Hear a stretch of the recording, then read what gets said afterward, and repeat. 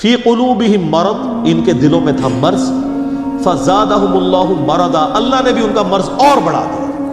دیکھیں اسٹائل دیکھیں گفتگو کا، ہمیں لوگ کہتے ہیں میٹھی میٹھی باتیں کرو، اللہ نے ہمارے ان کے دل میں بیماری تھی، اللہ نے ان کی بیماری اور زیادہ کر دی۔ آپ کے حساب سے تو ہونا چاہیے تھا بیماری تھی، اللہ نے ان کو شفا دے دی۔ ہاں، کتابوں کا خدا اور ہے اور بابوں کا خدا اور۔ اللہ بے پرواہ ہے، وہ بھیک نہیں مانگ رہا آپ سے کہ میرے اوپر ایمان لے کے آؤ، وہ تڑی لگا رہا ہے آپ کو، ایمان لاؤ گے تو ٹھیک، نہیں تو دوزخ میں جاؤ گے سیدھے۔ یہ ذہن میں رکھیں۔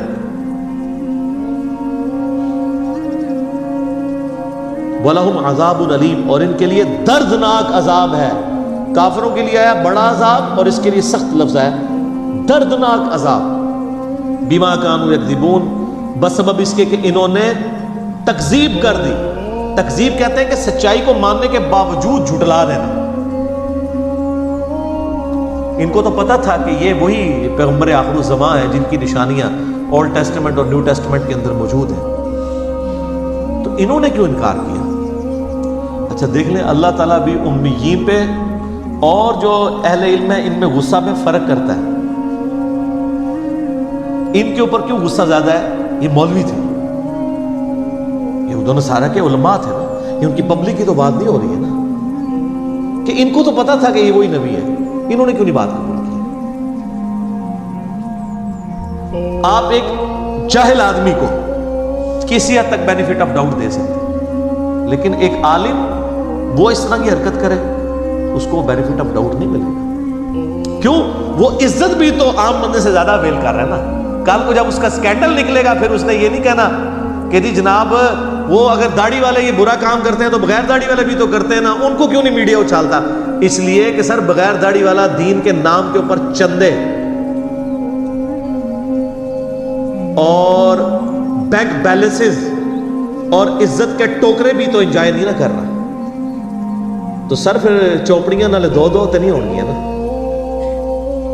آپ پراٹھا کھانا چاہتے ہیں وہ بھی دو، اس طرح تو نہیں ہوگا۔ تو دین کے نام کے اوپر جب آپ کھا رہے ہیں تو سر پھر جب آپ دین کے لیے دھبا بنیں گے تو آپ کی بے عزتی دوسرے لوگوں کی نسبت زیادہ ہی ہوگی۔ یہ لاجیکل ہے۔ اور سر قرآن میں تو سورۃ العذاب میں آیا نبی کی بیوی ہو تم عام عورتوں کی طرح نہیں ہو، اگر تم نے بے حیائی کی تمہیں دگنا عذاب دیا جائے گا۔ کیوں؟ سٹیٹس ایسا ہے تو تمہارا سٹیٹس بھی ایسے ہے۔ وَإِذَا قِيلَ لَهُمْ لَا تُفْسِدُوا فِي الْأَرْضِ، اور جب ان سے کہا جاتا ہے کہ مت فساد کرو زمین میں، قَالُوا إِنَّمَا نَحْنُ مُصْلِحُونَ، وہ کہتے ہیں ہم تو صرف اصلاح کا ارادہ رکھتے ہیں۔ یعنی یہ اللہ کہہ رہا ہے یہ فساد کر رہے ہیں۔ کیوں فساد یہ کر رہے ہیں؟ کہ اوپر سے ایمان قبول کیا ہوا ہے، ایمان والوں کو دھوکہ دے رہے ہیں، کافروں کے ساتھ بھی پینگیں بڑھائی ہوئی ہیں اور اندر سے جڑیں کاٹ رہے ہیں، اور کل کو جب جہاد کا موقع آئے گا تو یہ جو ہے وہ حصہ نہیں لیں گے۔ اور یہی ہوا ہے، آپ دیکھ لیں غزوہ احد کے اندر 700 لوگ لے کے وہ علیحدہ ہو گیا تھا عبداللہ ابن ابی، 300 لوگ لے کے، ٹھیک ہے جی۔ تو وہی عبداللہ ابن ابی نے جب یہ حرکت کی تو عبداللہ ابن مسعود کہتے ہیں کہ اللہ کی قسم اگر غزوہ احد سے پہلے مجھے کوئی پوچھتا کہ رسول اللہ کے صحابہ میں کوئی منافق بھی ہے تو میں کبھی نہ یہ بات مانتا، کیونکہ ساری ماشاءاللہ تکبیر اللہ سے نماز پڑھ رہے ہیں۔ یہ تو موقع ہے پتہ لگا رہا کون کون محبوب کی امت سے ہے۔ یہ ویسے کہہ دینا تو آسان ہے، جو کچھ بھی ہے تیرے محبوب کی امت سے ہے۔ یہ تو دودھ دہی کا کاروبار جب کرتے ہوئے پانی ملا رہا ہوگا پھر پتہ چلے گا نا کہ محبوب کی امت سے ہے کہ نہیں۔ جس نے ملاوٹ کی وہ ہم میں سے نہیں، صحیح مسلم کی حدیث۔ تو اللہ تعالیٰ فرماتا ہے کہ جب انہیں کہا جاتا ہے فساد مت کرو تو وہ کہتے ہیں ہم تو اصلاح کا ارادہ رکھتے ہیں، صلح صفائی سے چلنا چاہیے، کیونکہ منافقین ظاہر ہے چونکہ بزدل ہوتے تھے، جہاد کے بھی بڑے مخالف ہوتے تھے۔ اور جب نبی علیہ السلام نے، آپ کو پتہ ہے غزوہ بدر سے پہلے بھی آپ نے 8 مہمات روانہ کی تھی تاکہ عرب کے لوگوں کی لائف لائن کاٹی جائے، کیونکہ انہوں نے مسلمانوں کی ساری جائیدادوں پہ قبضہ کر لیا تھا۔ تو نبی علیہ السلام نے اس کے بدلے کے طور پر، اور یہ غزوہ بدر میں بھی ہوا، وہ آگے چل کے سورۃ الانفال میں آ جائے گا، تو کہتے تھے یہ لڑائی جھگڑے کا کوئی فائدہ نہیں ہے، بس میٹھی میٹھی باتیں۔ سر میٹھی میٹھی باتیں کرنے سے کبھی بدماش اپنی پوسٹ چھوڑیں گے؟ آج کافر کہتے ہیں جی اسلام نے تلوار کے زور کے اوپر رومن اور پرشین امپائر اکھاڑی ہے، تو سر پھر کس طرح اکھاڑتے؟ تلوار کے بغیر بدماش اپنی جگہ چھوڑتا ہے؟ نہیں۔ اسلام نے یہ جو نیا دور شروع کیا ہے وہ تلوار کے زور پہ کیا. سورہ توبہ کی آیت نمبر 14 ہے کہ اللہ تعالیٰ صحابہ کرام سے کہتا ہے ہم تمہاری تلواریں ان کے اوپر مسلط کریں گے. صدیوں سے بیٹھے ہوئے بدماش کیسے وہ اکھاڑے جائیں گے؟ تو یہ جہاد اور قتال کے پیچھے حکمت یہ تھی. لیکن آج جہاد اور قتال یہ ہے کہ وہ مسلمانوں کو اکھاڑنے کے لیے استعمال ہو رہا ہے. ایک مسلمان دوسرے کا گلا کاٹ رہا ہے جہاد کے نام کے اوپر. سر آپ دیکھتے نہیں پچھلے 30-40 سالوں میں سعودیہ اور ایران کی پراکسی وار میں جو کچھ ہمارے ملک کے اندر ہوا ہے، اور وہ آج تک ہم اس چنگل سے باہر نہیں نکل سکے. تو کہتے ہیں ہم تو اصلاح کا ارادہ رکھتے ہیں. الا انہم هم المفسدون، آگاہ ہو جو یہی فسادی ہے، ولکن لا یشعرون، لیکن انہیں شعور نہیں ہے. اللہ فرما رہا ہے یہ فسادی خود ہے لیکن انہیں پتہ بھی نہیں ہے. اس سے بڑا ان کے ساتھ ہاتھ ہو گیا کہ ان کو پتہ بھی نہیں کہ توبہ و توفیق بھی نہیں ہوگی.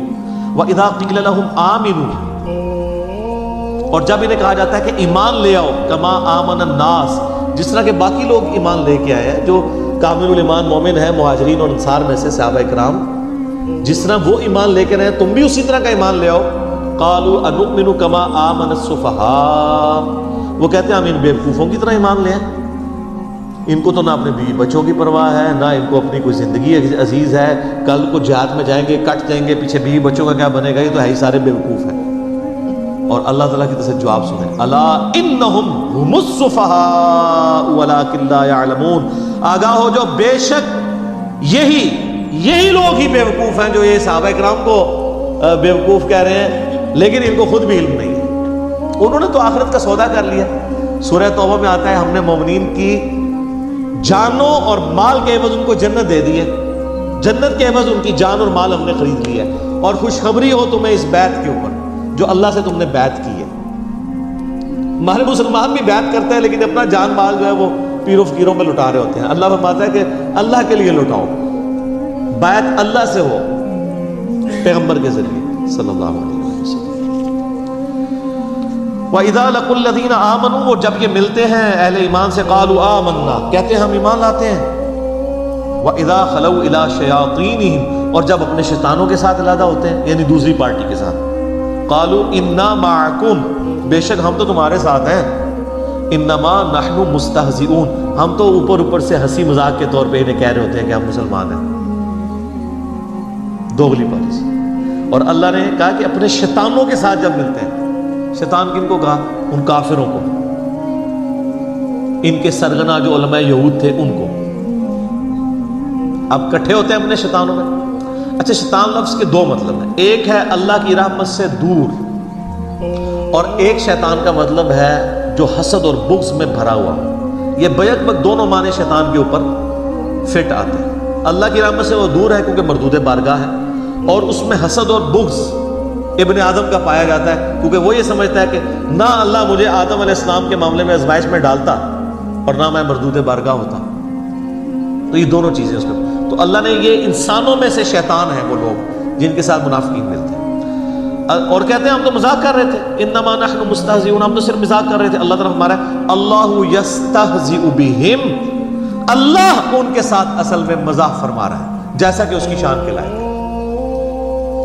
وَيَمُدُّهُمْ فِي طُغْيَانِهِمْ يَعْمَهُونَ، اور اللہ ان کو ڈھیل دے رہا ہے تاکہ اپنی سرکشی میں بھٹکتے رہیں اور سرکشی کریں تاکہ اور بڑے عذاب کے مستحق ہوں. اللہم اجرنا من النار، آمین.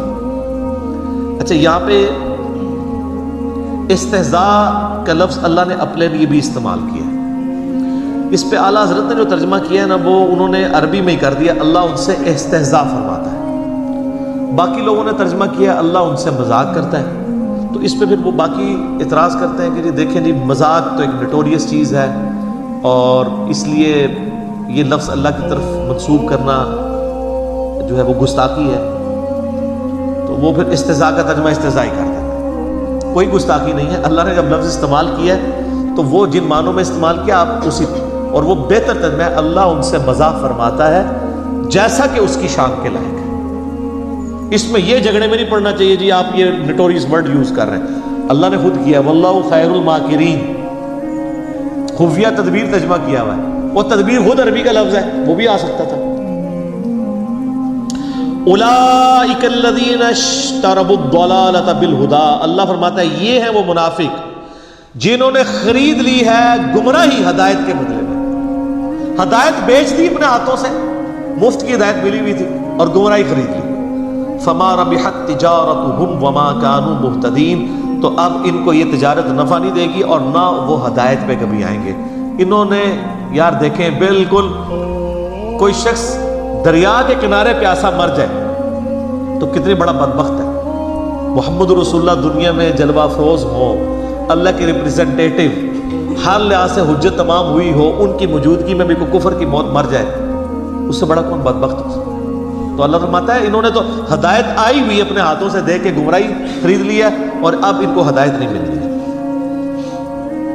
اب دو مثالیں اللہ تعالیٰ نے بیان کی ہیں بڑی مزیدار منافقین کے بارے میں. پہلی مثال سنیں، مثلہم کمثل الذی استوقد نارا. ان کی مثال اس طرح ہے جیسے کوئی شخص آگ روشن کرے، فلما اضاءت ما حولہ، اور جب ہر چیز روشن ہو جائے اس آگ کی وجہ سے جتنی اس ماحول میں ارد گرد ہے، ذہب اللہ بنورہم، اللہ تعالیٰ ان کی آنکھوں کا نور ہی لے جائے، وترکہم فی ظلمات لا یبصرون، اور ان کو اس گھپ اندھیرے میں رہنے دے جہاں ان کو کچھ سجھائی نہ دے. صم بکم عمی فہم لا یرجعون، پھر وہ ایسے لوگ گونگے ہیں، اندھے ہیں اور بہرے ہیں. سمن بہرے ہیں، بکم گونگے ہیں، عمیون اندھے ہیں، فہم لا یرجعون یہ واپس نہیں پلٹ سکتے. یہ مثال ایسی دی کہ پرانے زمانے میں لوگ جنگلوں کا سفر کرتے تھے نا، بڑی مشکل سے لکڑیاں جمع کرتے تھے، رات کے وقت روشنی جلاتے تھے تاکہ کوئی جنگلی جانور حملہ آور نہ ہو. اللہ تعالیٰ نے آگ کا ایسا روب رکھا ہے کہ آگ کہیں جل رہی ہو تو شیر بھی قریب نہیں جاتا، شیر بھی آگ سے ڈرتا ہے. تو وہ اپنی سیکیورٹی کے لیے آگ جلایا کرتے تھے. یا سردیوں کا موسم ہے تو اس سے ہیٹ حاصل کریں، پلس روشنی بھی مل جاتی تھی، اس وقت الیکٹریسٹی تو نہیں تھی، تو اسی روشنی میں اپنے باقی کام کر لیتے تھے، کھانا پکانے کا یہ وہ.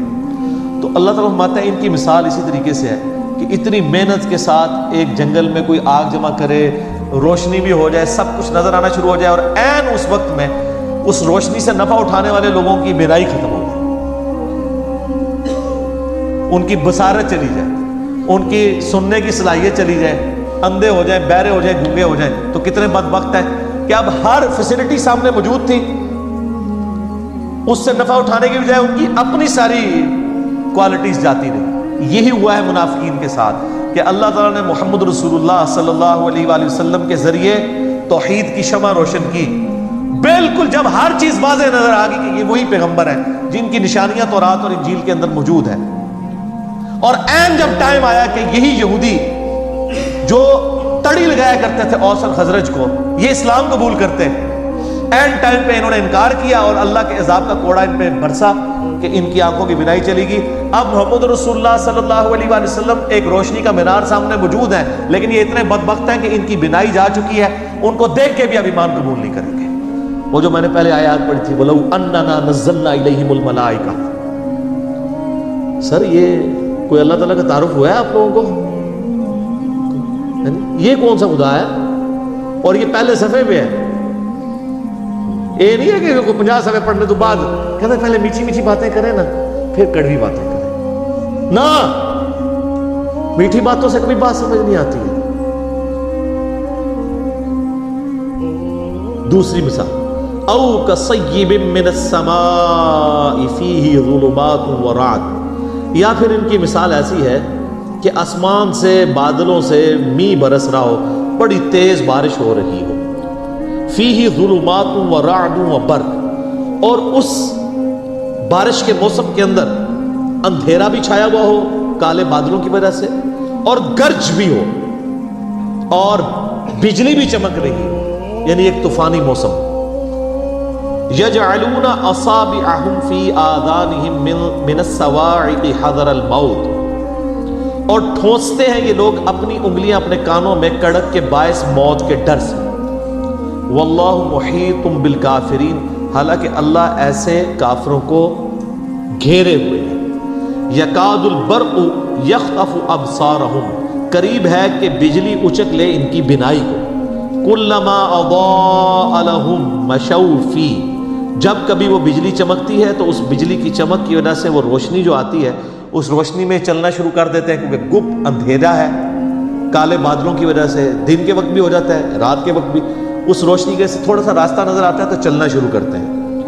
وَإِذَا أَظْلَمَ، اور جب وہ اس پہ اندھیرا چاہتا ہے، علیہم، اس پر، ان پر، قاموا، تو کھڑے ہو جاتے ہیں۔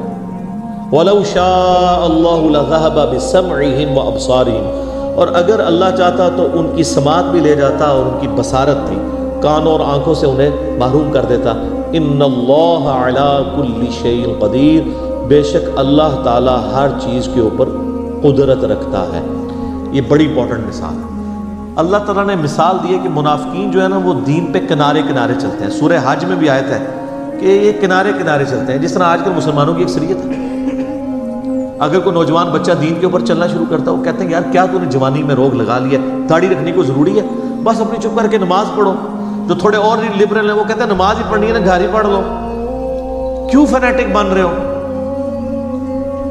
حالات و واقعات جب فیور میں ہو تو سب ٹھیک، جیسے ہی مشکل آئے تو ساتھ ہی وضو ٹوٹ گیا۔ تو منافقین کے بارے میں اللہ تعالیٰ ہمارے ان کی مثال ایسی ہے کہ یہ اللہ تعالیٰ کی طرف سے می برس رہا ہے، اللہ کی رحمت کا، نبی الاسلام کی موجودگی ہے، اللہ کی طرف سے وحی آسمان سے نازل ہو رہی ہے، لیکن یہ وحی خالی وحی نہیں آ رہی ہے، اس کے ساتھ پھر جہاد کی اور قتال کی تکلیفیں بھی جڑی ہوئی ہیں، معاشرے کی جو پابندیاں وہ بھی جڑی ہوئی ہیں، باپ کو بیٹے سے الگ ہونا پڑے گا، بھائی کو بھائی سے الگ ہونا پڑے گا۔ اب یہ منافقین کا حال یہ ہے، چونکہ یہ تو دنیا دار ہوتے ہیں، جب ان کے اوپر کوئی مصیبت آتی ہے نا تو ٹھٹک کے کھڑے ہو جاتے ہیں، دین پہ چلنے سے انکار کر دیتے ہیں، اور جب حالات سازگار ہوتے ہیں تو چلنا شروع کر دیتے ہیں۔ تو یہ مذبذبین بین ذالک، اس کے درمیان یہ اوسیلیٹ کرتے رہتے ہیں، حالات سازگار ہوں تو دین پہ چلیں گے، اور جیسے ہی مشکل وقت آئے گا ٹھٹک کے کھڑے ہو جائیں گے۔